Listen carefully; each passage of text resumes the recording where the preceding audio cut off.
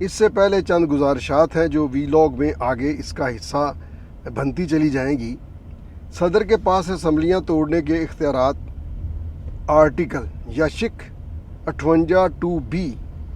کے تحت رہے اور صدر ہی ملک کی اسمبلیاں توڑتے رہے، جن میں ضیاء الحق، اسحاق خان اور فاروق لغاری شامل رہے۔ یہ اختیار ختم ہونے کے بعد وزرائے اعظم کو اقتدار سے محروم کرنے کا فریضہ عدالتوں نے نبھانا شروع کر دیا، جن میں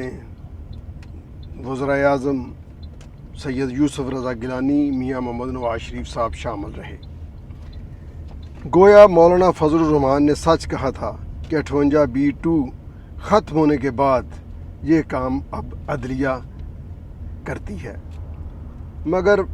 پہلی بار آئین کے مطابق عدم اعتماد کے ذریعے عمران خان کو وزارت عظمیٰ سے فارغ کیا گیا